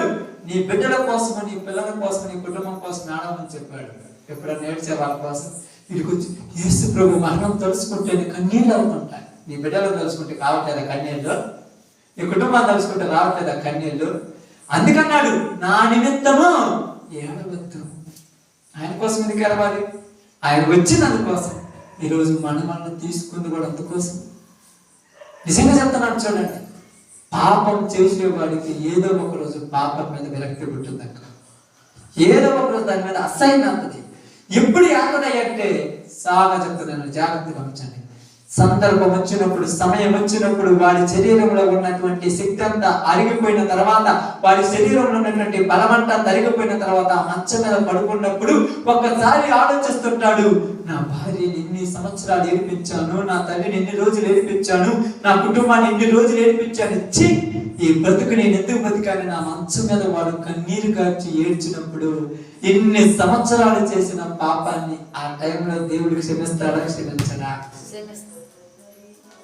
ఎన్ని సంవత్సరాలు చేసిన సమయం ఆ మంచం మీద ఉంటానికి, పాపం చేయడానికి ఓపుకుండదు, కొట్టుకాడు పోయి తాగినటానికి కాళ్ళు కూడా ఉండవు, నీ ఏముండదు. నువ్వు నీళ్ళు ఎత్తే తాగాలి, నువ్వు అన్నం పెడితే తినాలి, అన్నం తీసుకొని తినడానికి కూడా చేయలేదు, నువ్వు నోట్లో పెడితే తినాలి. ఆ టైంలో కళ్ళలో నీళ్లు వద్దన్నా కారిపోతుంటాయి. ఎందుకయ్యా ఏడుపుతున్నావు, ఏమైందయ్యా అంటే ఏం లేదు, చి నాలాంటి నీచుడి కోసం మనం ఇంకా ఎంత ప్రయాసపడేది. ఏమనుకుంటున్నాడు, నేను నీచుని, నేను పనికి మాలోని అంటే ఎంతగా మాట్లాడుతున్నాడు, పశ్చాత్తాపం అంటున్నాడు. అప్పుడు ఎప్పుడు పోయినా ఒక్కసారిగా ఒకసారి నేను కూడా ఎన్నోసార్లు నిన్ను దూషించాను, నేను కూడా తప్పు చేశాను ఎక్కడైనా అనుకున్నామా? మనం పర్ఫెక్ట్, మనలో ఏ తప్పు లేదు, అంత తప్పిదే, మన తప్పే లేదు. ఎలా అంత చెప్పాలి అసలు? ఎప్పుడైనా మనం తప్పు అనుకుంటే అస్సలు కాదు, ఒక్కసారి కాకుండా ఒకసారి మన వాళ్ళు కష్టించుకుని ఉంటారు కదా, అసహించుకుంటాం కదా. నిజంగా నాకు అనిపిస్తుంది, అప్పుడప్పుడు అనిపిస్తుంటుంది, నా జీవితం అనిపిస్తుంది, కోపగించుకుంటాము, ద్వేషించుంటాము, తిరస్కరించుంటాము. అప్పుడు ఆ పాపాలను ఒప్పుకోవడానికి మనకేమర్థం వచ్చింది? స్టేజ్. ఒప్పుకో, నేను కరెక్టే, నువ్వే తప్పుడోడు కాబట్టి కుటుంబం పాడైపోయింది. ఎప్పుడు ఎదుటి వాళ్ళ మీద తప్పు చూడొద్దమ్మా. తత్వం కూడా చెప్తారు, 2 చేతులు గలమంది 100% అటు వల్ల ఉందనొద్దు, 1% కూడా మనలో ఉన్నదేమో. అందుకే ఇక్కడ బాగా గమనించండి, బైబిల్ చెప్తుంది, చాలా చక్కగా చెప్తుంది. యేసు ప్రభు శిలువ మరణాన్ని పొందినప్పుడు ఏమని పొందాడంటే, నేను మరణిస్తేనైనా వీళ్ళు బాగుపడతారేమో, నా మరణం ద్వారా వీళ్ళకి రక్షణ అవుతుందంటే నేను చచ్చిపోవడానికి రెడీ తండ్రి. ఇప్పుడు మనమేమనాలి? మనం మరణిస్తే వాళ్ళకి రక్షణ కాదు కావాల్సింది, నువ్వు రోజు 2-3 గంటలతోటి ప్రార్థన చేస్తే వాళ్ళకి రక్షణ అవుతుందని ప్రభువు చెప్పాడు. అడుగుడి ఇవ్వబడును, తట్టుడి తెరవబడును, నా నామం నిమిత్తం మీది ఏడి అడిగినది నేను మీకు అనుగ్రహిస్తానన్నాడు. నువ్వు ఎంత తోడు అడుగుతున్నావు? నిజంగా చెప్పాలంటే బాగా గమనించి ఆలోచించండి. ఉదయాన్నే లేస్తావు, లేచిన తర్వాత మోకాళ్ళ మీద కూర్చుంటావు, మోకాళ్ళ మీద కూర్చున్న తర్వాత చిన్నపిల్లలు టీచర్ గా పాఠం అప్పు చెప్పినట్టుగా, ప్రభా నన్ను క్షమించు, నా భర్తను క్షమించు, నా కుటుంబాన్ని క్షమించి, రోజంతా పని బాగా చేసుకోవడానికి ఆరోగ్యమే వందనాలు స్తోత్రాలు, ఆమేన్. ఇది ప్రార్థన. మనసులో నుంచి గోజాడుతూ కుటుంబం యొక్క సమస్యల గురించి నువ్వు ప్రార్థన ఉంటే ఎన్ని గంటలకు మొదలు పెట్టావో ఎన్ని గంటలకు ముగుతుందో తెలియదు నీకు కూడా. ప్రార్థనలో ఉన్నప్పుడు కూడా ఏం చేస్తాము పక్కన టైం చూసుకుంటాం, టైం అయిపోతుంది తొందరగా చదువుతాను. గురి చేయమని అంత తొందర, నేను టైం అయిపోతుంది అంత తొందరగా గురి చేయమని తొందర పడుకోవద్దు. మరి పొద్దున లేదు, ఎంత తపన ఉన్న దానికి మనకు, ఎంత తపన మనకు మన కుటుంబాలు ఎలా మారుతాయి అర్థం చేయాలి.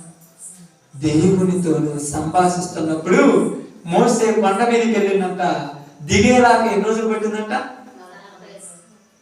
40 రోజులని ఇలా కనిపించింది కానీ మోసేకు అప్పుడే అయిపోయిందా? దేవునితో ఉంటే సమయం తెలియకూడదు. అందుకే ఉన్నాడు దేవుడు, ఏమంటున్నాడు? ఇదిగో నా దృష్టికి 1000 సంవత్సరములు కూడా ఒక్క దినము లేదు. అంటే ఆయన దృష్టికి 1000 సంవత్సరాలు దినమంటే ఆయన మనుషుల యొక్క పాపాలు ఎంతైనా ఆయన చిన్నవిగా చూసి క్షమించారు. ఆయన కళ్ళతో చూడాలి, మన కళ్ళతో కాదు. మన కళ్ళతో చూస్తే పెద్దగా కనపడతాం. వీడు మామూలు కాదు, తాగుంచి నా నోచి మీద కత్తి పెట్టి గొత్తు కోతానన్నాడు. ఆయన ఇవన్నీ చూస్తాం, కానీ ఆయన దృష్టితో చూసినప్పుడు నా పక్కలో బల్యంతో పొడిచాడు, నరకంలో ఏం ప్రభు అన్నాడా? క్షమించండి. ఆయన దృష్టితో చూసినప్పుడు ఎలా కనపడ్డాయంటే పెద్ద పెద్ద పాపాలు కూడా చిన్నవిగా కనపడ్డాయి. అసలు కనపడాలి. ఇది తప్పుడాడంటే ఎవరు చెప్పాడు? ప్రభు అసలు తప్పే చేయలేదా? ఏంటంటే నేను తిట్టాడు కొట్టాడంటే అస్సలు ఏమంటదయ్యా. ఎందుకంటే నేను వచ్చింది వీళ్ళ కోసమే. అర్థమైందే? ఈరోజు మనం మారింది ఎవరి కోసం? ఎవరి కోసం? ఎవరి కోసం? ప్రార్థన చదువు కోసం. మనకి అర్థం కాదా? మన కోసమని మనం వెళ్ళలేకపోతున్నాం. మన దేవుడు ఇప్పుడు ఏమన్నా చూడండి, అక్కడ మాట చదువు ఒకసారి, ఎఫెసీ 1:7 ఒకసారి చదువు.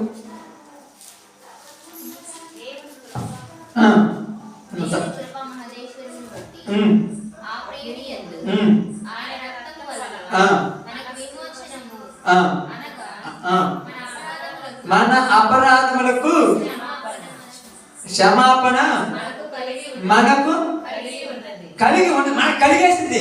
మనం క్షమించబడ్డాము, మన పాపము క్షమించబడ్డాయి. క్షమించబడి నీవు ఎదుటి వాళ్ళని క్షమిస్తున్నావా? బైబిల్ ఎలాగ చెప్పింది? క్షమించుడి, అప్పుడు మీరు కూడా. నువ్వు క్షమించబడ్డా ఉంటుంది కదా బైబిల్. నువ్వు క్షమించబడ్డావు, ఎదుటి వాళ్ళని క్షమిస్తున్నావా? అసలు బైబిల్ మొత్తంలో యేసు ప్రభువు చెప్పింది ఏంటంటే ప్రేమించుడి, ప్రేమించుడి, క్షమించుడి అని చెప్పాడు. క్షమించేటువంటి మనసు క్రైస్తవుల్లో ఉండాలి. ద్వేషించే మనసుగా ఉండాల్సింది. క్షమించే మనసు ఉన్నప్పుడు ఏమనిపిస్తుంది అంటే వాళ్ళ కోసం ప్రాణమైన ఇవ్వాలనిపిస్తుంది. అప్పుడప్పుడు నిజంగా నాకు కొన్నిసార్లు కొంతమంది స్టోరీలు చెప్పినప్పుడు, బుక్లో చదువుతున్నప్పుడు, అప్పుడు సినిమాలు చూసినప్పుడు బిడ్డ పుట్టే సమయంలో తల్లిని అడుగుతాడు, అమ్మా బిడ్డ పుడితే నువ్వు చచ్చిపోతావు, బిడ్డని తీసేస్తే నువ్వు బతుకుతావు, బిడ్డ ప్రాణం కావాలా నీ ప్రాణం కావాలన్నప్పుడు తల్లి ఏమంటది? నేను చచ్చిపోయినా పర్వాలేదు, బిడ్డ బతకాలయ్యా. నిజంగా నాకు అనిపిస్తుంది, అది నిజమే. తల్లి ప్రేమ లాంటిది. నా ప్రాణం ఇచ్చైనా వాడిని బతికించుకోవాలి. ఈరోజు మనం ప్రాణం వేయాల్సిన పని, మన సమయంలో రోజుకు 2 గంటలు ఇచ్చి మన కుటుంబాన్ని బతికించుకోగలవా? చెప్పండి. మీరు ఇస్తున్నావు 2 గంటలు ప్రార్థన చేస్తున్నావు. ఏదో మొక్కుబడిగా చేయదు. మళ్ళా మొక్కుబడి చెప్పిందాక అప్ప చెప్పినట్టుగా పిల్లలు చిన్నప్పుడు అంటారు, అమ్మ చదివే రాసేదాకా నేను 4 గంటలు పంపానంటే తొందర కటక రాస్తాడు, వెళ్ళిపోతాడు. ఏదో రాసిన చూడు అంటాడు. మళ్ళా మరుసటి రోజు పిలిచి అలా రాతడా? మరి అప్పుడు ఎందుకు రాసిండు? మొక్కుబడి కాబట్టి రాసేసిండు. అలాగనే మంది కూడా మొక్కుబడి ప్రార్థనే. ప్రయాసతో ఒక ఆలోచన కలిగి, మనస్సులో ఒక వేదన కలిగి ప్రార్థన చేసే వాళ్ళు తక్కువయ్యారు మా క్రైస్తవులు ఈరోజు. మనస్సులో ఒక తప్పన ఉండాలి. మనం అనొద్దు ఇలాంటి వాళ్ళ కోసం అంటానంటే వాళ్ళు, నేను చెప్తున్నాను అలాంటి వాళ్ళే, వాళ్ళు మంచోళ్ళు కాదు, వాళ్ళు అలాంటి వాళ్ళే. కానీ నువ్వు చూసేటప్పుడు వాళ్ళు నీకు మంచోళ్ళుగా కానరావాలి. మంచోళ్ళుగా కనబడితేనే నువ్వు ప్రార్థన చేయగలవు. అంతే కదా? అప్పుడప్పుడు మీరు అడుక్కుంటారు. ఇప్పుడు చూసారక్క, అడుక్కున్న చూసారు. చూసినప్పుడు అడుక్కున్న వాళ్ళు ఎట్లుంటారు? టిప్ టప్గా మంచి బట్టలు వేసుకొని, శుభ్రంగా నెత్తి దువ్వుకొని, కళ్ళద్దాలు పెట్టుకొని, కాళ్ళ జోబులో చేతులు పెట్టుకొని ఎత్తుకుంటూ పందెత్తమంటాడా? ఎత్తవమ్మా? ఇప్పుడు వీళ్ళు అడుక్కునే పద్ధతి కూడా ఎట్లా తెలుసా? అయ్యా 10 మంది అనాథ పిల్లలు ఉన్నారు, వాళ్ళని సాగుతున్నాము, వాళ్ళకి పెట్టడానికి ముద్దు పెట్టే అంటే ఈ మాటలు మనకేం కలగాలి? జాలి కలగాలి, గీయాలనిపించాలి. అర్థమవుతుంది? గీయాలనిపించాలి. అలాగని బాగా ఆలోచించండి. మనల్ని కూడా దేవుణ్ణి మనం అడిగేటప్పుడు మన మనస్సులో ఉన్న మాట దేవుడితో చెప్పినప్పుడు అది ఏదో మొక్కుబడిగా చెప్పకూడదు, జీవించే జీవితం గురించి చెప్పాలి. అప్పుడు దేవుడు ఇస్తాడు. జబదాయి కుమారుడు తల్లి అడుగుతుంది, అయ్యా నీ కుడి పక్కన నీ ఎడం పక్కన నా కుమారులిద్దరు ఉండేటట్టు చూడయ్యా. అమ్మా అది నా వశమున లేదు, తండ్రి వశమున ఉన్నది. ఎందుకు చెప్తున్నానంటే ఈరోజు దేవుని కృపా మహదైశ్వర్యం, ఆయన ఐశ్వర్యం మామూలు కాదు. ఎంతదైంది? అపరిమితము. పరిమితి లేదు దానికి, అపరిమితము. ఆ అపరిమితిలో ఉన్నటువంటి మన కుటుంబాలు, మన గ్రామము, మన ప్రాంతము, మన దేశము, మన భూమి మీద ఉన్న మనుషుల పాపం ఎంతమ్మా చెప్పండి. ఇప్పుడు అపరిమితిలో ఇలా పాపాలంతా పరిమితి, అపరిమితిలో పాపాలు కూడా పరిమితి. అంటే 100లో 1 ఎక్కువ 100 ఎక్కువ అక్క 9:05 మీరేం భయపడక. 1 ఎక్కువ 100 ఎక్కువ. 100 దేవుడి కృప అయితే మనుషుని పాపం 1. ఆ 100 ఉన్నాడు 1 ఇద్దరు. అలాగే దేవుడు ఇలా క్షమిస్తాడు. క్షమిస్తానని చెప్తున్నాను. నిజంగా గ్యారెంటీ ఏంటంటే బైబిల్ గ్రంథంలో ఉన్నది ఏంటంటే ఎంతటి పాపినైనా ఆయన క్షమించును. ఎంతటోనే చెబుతాడు. నిజంగా అంటే నిజమా అన్నాడు పేతురు. వచ్చాడు, ప్రభువా నా సహోదరుడు నా ఎదురు తప్పిదమ్మ చేశాడు, మీరు చెప్పినట్టుగా 7 మార్లు క్షమించాను. ఇంకెన్నిసార్లు క్షమించాలయ్యా? 7 కాదు 70 ఏళ్ల మార్లు నువ్వు బతికినంత కాలం క్షమించమన్నాడు. టెన్షన్ పుట్టింది, బతికినంత కాలమా? అవును మరి. ఇప్పుడు ఏమన్నాడు తెలుసా? ప్రభువా నీ పరిచర్యలో ఈయనను మార్చడం కోసం ప్రాణం పోయినా రెడీ. ప్రాణమైన ఇచ్చాడు. మనం ప్రాణాలు ఇవ్వాల్సిన పని ప్రయాసపడితేస్తాం. ప్రాణాలు ఇచ్చేంత లేదే మన దగ్గర, ప్రయాసపడుతుంటారు. ప్రాణాలు ఇచ్చేస్తున్న మనము 1 గంట నిద్ర మేలుకొని ఉండగలం మన కోసం. పేతురు దేవున్నాడు, పేతురు 1 గడి అయినా నిద్ర మేలుకొనలేవా అన్నాడు. అప్పుడు అంత తప్పలేదుగా, అంత ఆసక్తి లేదుగా. తర్వాత తెలిసింది దాని విషయం. అప్పుడు అనుకున్నాడు, నిజంగా ఈయన చేసిన త్యాగం నేను చెయ్యాలి. ఏమన్నాడు యేసు ప్రభు పేతురుని పిలిచి, నిన్ను మనుషులను బట్టే జాగ్రత్తగా చేస్తాను. అందుకే నేను ఎందుకు చెప్తున్నాను మీ అందరికీ, నిజంగా చెప్తున్నాను, మనం మారాము, తప్పేం లేదు, మారాము. మనం మారినందువల్ల కనీసం ఒక్కరినైనా మార్చాలి. ఆ ఒక్కరు ప్రపంచంలో ఎవరో కాదు, నీ కుటుంబంలో వాళ్ళు మారాలి. ఏం చేయాలి? నేను మారట్లేదు అన్నాడు. మారట్లేదు అన్నామంటే నీకే నమ్మకం లేకపోతే పంజాబ్ పక్క బోరేస్తున్నాడు. అందరూ నీళ్ళు పడమన్నాడు. ఏ పిచ్చే వాడికి నమ్మకం ఉంటే నేర్పుతుంది, అది నమ్మకం లేకపోతే ఎంతమంది చెప్పిళ్ళు ఓరకు 50,000 పోతే నేను ఏపీ పో అంటే బోరపడి పమ్మంటు. కానీ ఏమంటాడు, ఊరు మొత్తం చెప్పినా నాకు నమ్మకం ఉంది అక్కడ పడితే, డబ్బులు నేను ఎంతున్నాను, నువ్వు బోరేస్త వెళ్తా, నీకేం పని అంటాను అంతే. వీళ్ళందరూ అంటారు, ఎంత గుడ్డి నమ్మకం ఏందిరా, నేను నమ్మినాను, పడితే అంతే 70, 80, 90, 100 పక్కన వాళ్ళందరూ నవ్వుతుంటారు. అయితే ఈ డబ్బులు మొత్తం మాత్రం యాగాలు చేస్తుంటారు, వాడు మాత్రము ఖచ్చితంగా పడతాయి. 150, 200, 250, 300, 350, 400, 450, 500. ఇప్పుడు వీళ్ళందరూ ఏంద్రా పడలేదు కదా నవ్వుతుంటే, వీటి తప్పనేంది అంటే పడితే ఎక్కడ దాకా పడతాయి?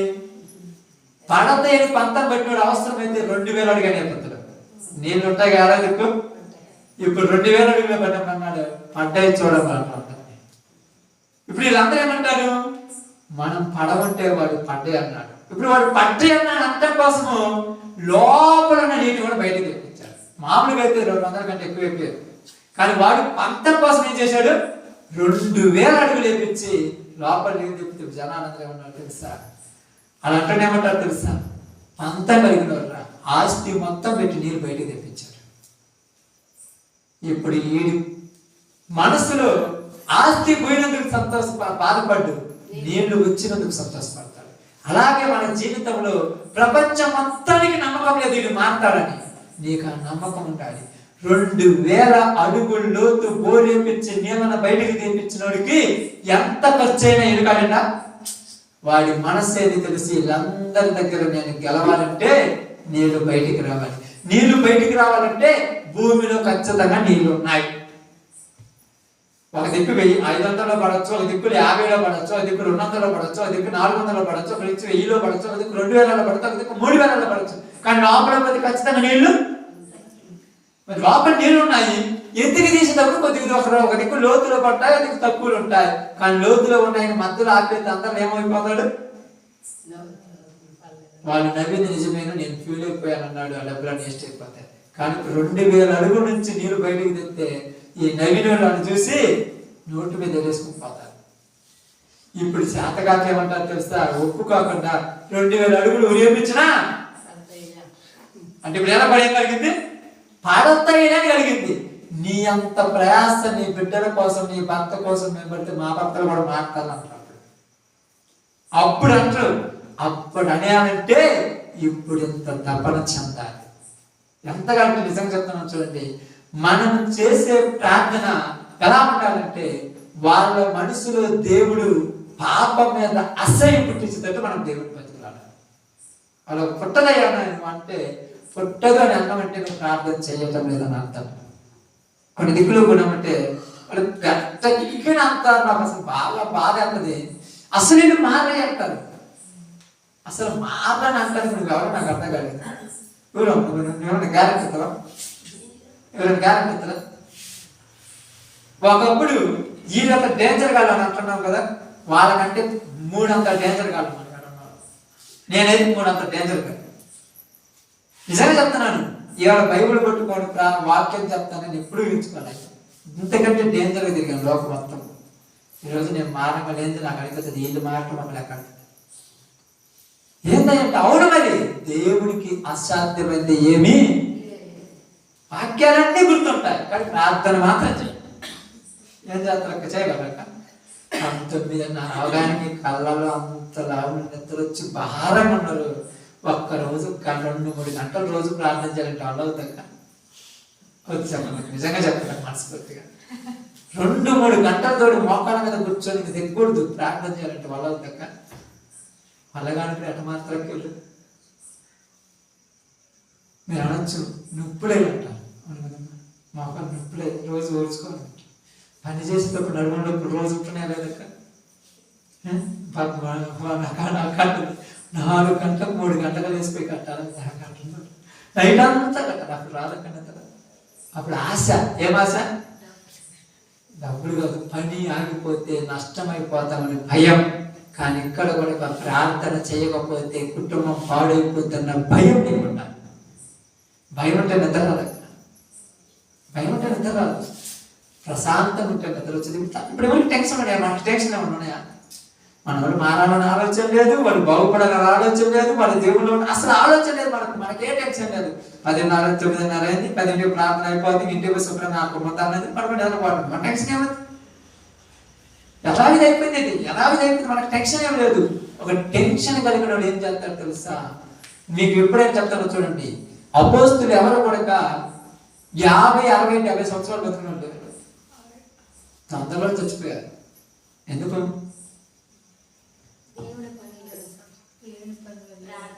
టయానికి నిద్ర లేదు, టయానికి కూడు లేదు, టయానికి లేదు. అప్పుడు 10 మంది పని చేస్తారు. భూమన్నది చేయమ్మా చేసి కానీ జరిగాను. భూమన్నం పొందుతినమ్మ టయానికి పోయి తొందరలో చస్తారు. సచ్చిరా బాగా అర్థం చేసి సచ్చిరా. అప్పుడు మా అమ్మని అంటారు నిజంగా చాలా మంది తింటానే తినమ్మ పొద్దున్నే పోయి ఎర్రాకి చేసి వస్తున్నాను. నేను కూడా తింటాను. కానీ ఆమె గట్టిగా అంత ఆశ సంపాదించాలి. అదే అంత ప్రయాసపడుతున్నది. నేను చెప్తున్నాను ఈరోజు కుటుంబం కోసం ఏడ్చి ప్రార్థన చేయదు. మరి రోసం ఎక్కువ. ఇలాంటి పూర్వాసం వాడు చాలా పెద్ద రోసం. ఎందుకు? పడే రోసం. ఏ రోసం ఉండాలి? పౌరుషం కలిగిన పౌరుడు కలిగి ఉన్నాడు. నేను రోసము కలిగి దేవుడు పడ్డాను. రోసం, నా రక్త సంబంధికులను మార్చాలని రోసంతో నేను సువార్త చేస్తున్నాను. ఈరోజు రోసం ఎక్కడ మనకి? ఎక్కడికి మనకు ఆలోచన? ఒక పనిలో మనం ప్రయాసపడాలని రోజున ఎక్కడ చెప్పండి. ఎందుకు చెప్తున్నాను? రోజు కనీసం ఈరోజు చెప్తాను, మీరు తీర్మానం తీసుకోండి. మీరు నిజంగా కుటుంబాలను ప్రేమించలేకే రోజు 2-3 గంటలు ప్రార్థన చేయండి. మొక్కుబడి కాదు, మళ్ళా ఆ ప్రార్థన చేస్తుంటే నీ మనసు దేవుడితో కలిసిపోతుండాలి.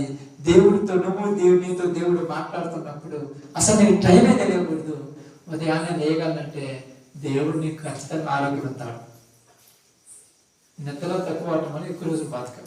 ఏం చేద్దాం? భూమి మీద లెక్క అవసరమైన పడిలో ఉంటాం. నేను అప్పుడు చెప్తుంటాను, ఎక్కువ రోజులు బతకము 40, 50 ఎక్కువ.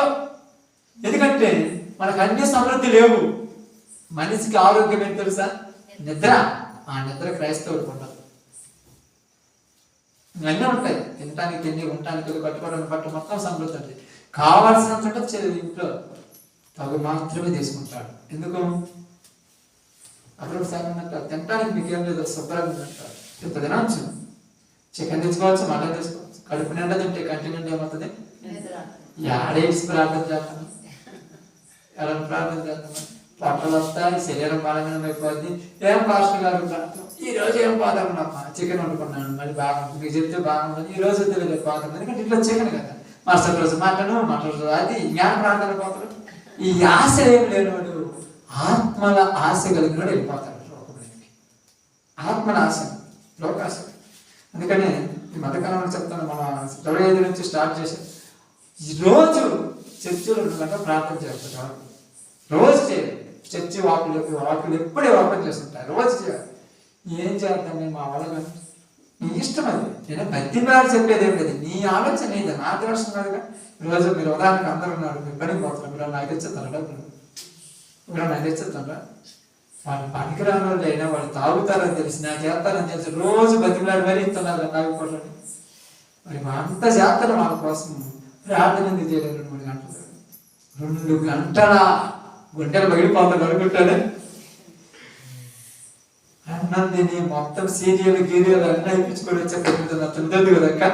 9 గంటల నుంచి 2 గంటలు అంటే 12. అమ్మ మామూలు అలా అవుతా వాళ్ళు అసలు మాట నేను చెబుతున్నాను. కష్టపడకుండా ఏమీ రాదు. అది ఆత్మనికి అసలు రాదు. కష్టపడాలి. ఆ కష్టం గురించి ఈరోజు అంటున్నాడు యేసు ప్రభు. అన్నాడు మీరు నాలాగా కష్టపడమన్నాడు. ఆయన అంత కష్టపడ్డాడు తెలుసా? శరీరంలో ఉన్న రక్తమంతా దానపడిపోయింది. నీ కాళ్ళు చేతులు నీ శరీరం మొత్తం కూడా నీ కుటుంబం కోసం దారపోయాలి. ఎందుకంటే నువ్వు మనం ఎలా చనిపోతే పరలోకం వెళతాం, వాళ్ళైనా ఒక్కలైనా పరలోకం వెళ్తారు. అప్పుడప్పుడు తల్లిదండ్రులు అంటారు, వద్దాం నా కొడుకులకు అప్పులు అసలు వచ్చకుండా చచ్చిపోవాలి. మేము తీర్చుకోవాలి. ఎవరు అసలు వచ్చకూడదు అంటారు. రూపాయి కూడా వచ్చకూడదు. పాప అసలు తీర్చుకోలేదు. చదివించును, ఉద్యోగం తెప్పించును, 1 2 లక్షలు అప్పు ఇచ్చి ఏమవుతాడా? ఇల్లు కట్టియాలి, పెళ్లి చేయాలి, మొత్తం ఉండాలి. ఏమి లేకుండా ప్రశాంతంగా ఉండాలి. వాళ్ళకి అర్థమైన తర్వాత ప్రశాంతంగా ఉండాలి. ఎన్ని రోజులు ఉంటారు? 5 సంవత్సరాల, 10 సంవత్సరాల, 20 సంవత్సరాలు తర్వాత ఎట్లా బాధంగా ఉంటాడు. అక్కడ పోయేదిగా పోయిన తర్వాత ఆడ ప్రశాంతంగా ఉండాలి. అగ్ని ఆరదు. 20 సంవత్సరాల ప్రశాంతత కోసం రాత్రింపగులు కష్టపడి అన్ని సెట్ చేసిపోయావే.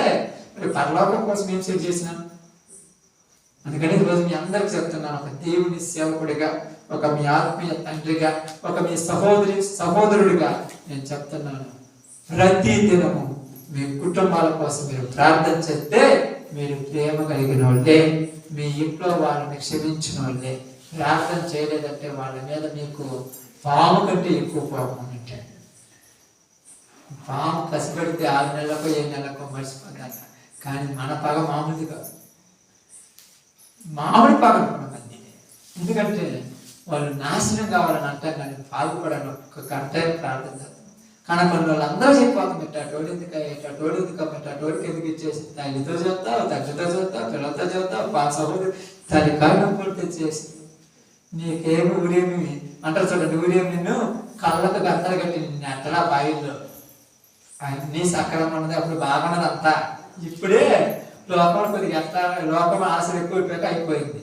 కానీ దేవుళ్ళకి వచ్చిన తర్వాత ఇప్పుడు నాకు దేవుడు చెప్పే మాట ఏంటంటే, ఆయన కృపా మహదైశ్వర్యమును బట్టి మన ప్రియుని యందు మనకు ఏమి కలిగి ఉంది? పాపములకు క్షమాపణ కలిగి ఉన్నది. ఆ పాపములకు క్షమాపణ కలిగిన మనము క్షమించబడ్డాగా. ఎవరి చేత క్షమించబడ్డా? ఇప్పుడు నీ ఇంట్లో వాళ్ళని క్షమించుతాం. చాలా డేంజర్ కదా. నువ్వు క్షమించలేదనుకో నీ పాపను కూడా క్షమించబడినప్పుడు మనం వచ్చిన ఒకటే. బాప్తిసం తీసుకున్నాను కదా, నువ్వే కదా నా దేశపోయి పుస్తకాలను లేకపోతే తెలుగు వాళ్ళ డ్యాములు మమ్మల్ని ఇచ్చారంటే, ఓ నీకు తెలుసో తెలియదు పుస్తకాలు కూడా ఎన్నిసార్లు పెట్టుకుంటారా? ఎన్నిసార్లు చిన్నప్పుడు ఆటలు ఆడుకునేటప్పుడు బావిలలో బాబులలో ఎన్నిసార్లు ఎందుకు కొట్టుకుంటున్నాం. కానీ క్షమించే మనస్సు క్రైస్తవులు. క్రైస్తవుడు అనే మాటకు శ్రమ అన్నట్టు కానీ క్రైస్తవుడు అనే మాటకు పెద్ద అర్థం ఏంటంటే ప్రేమించాలి.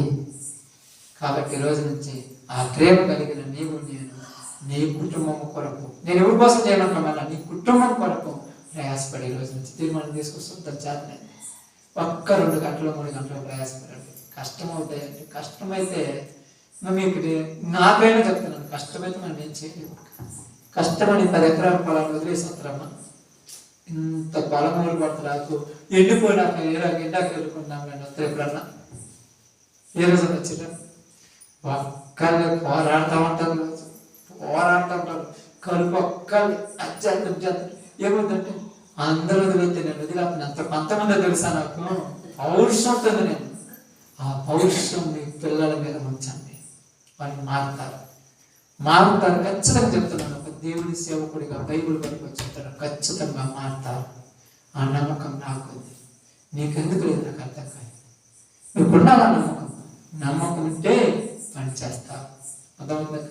నమ్మకం ఉంటే ఏం చేస్తాం? పని చేస్తాం. నమ్మకం లేకపోతే చెప్పు. నమ్మకం ఉంటే పని చేస్తావు. కాబట్టి నీ ప్రేమ వాళ్ళు ఎంతటి పాపమునైనా క్షమించంతటి ప్రేమ క్రైస్తవులు. అలా క్షమించినప్పుడు వాళ్ళ కోసం ఏడ్చి గోజాడి దేవుడి దగ్గర బతిమలాడి వాళ్ళ హృదయాలను ఏం చేస్తా? దేవుడు మార్చేటట్టుగా చేస్తా. అప్పుడు దేవుడు అంటాడు, ఏమంటాడు తెలుసా? నీ యొక్క ప్రార్థనతో మట్టి బండలను కూడా కరిగించి మాంసంగా చేశాడు. గొప్పవాడిని రేపు కిరీటం ఇస్తాడు.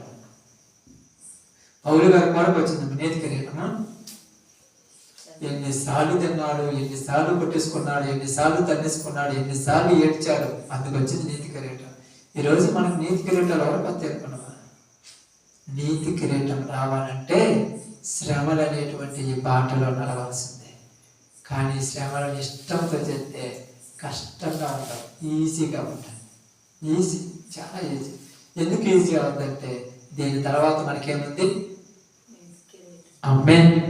అది చూసినట్టుకి పెద్ద లెక్క. అప్పుడప్పుడు మీకు తెలిసింది ఇలా ఏం చేస్తుంటారు, కొంతమంది తూగుతుంటారు.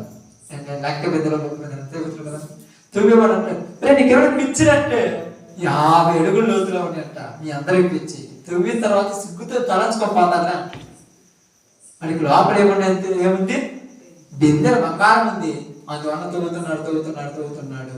లోపల ఉన్న బిందెలు తీసుకున్న తర్వాత ఎంత సంతోషపడతాడు. కాబట్టి ఇప్పుడు మన క్రైస్తవులు ఆఫ్టర్ ఉన్నాయో లేవో వాళ్ళే అంత ఆనందం అంటే నిజంగా మహిమ కిరీటం ఉంది. మరి మనదంతా ప్రయాసపడాలి ఈరోజు.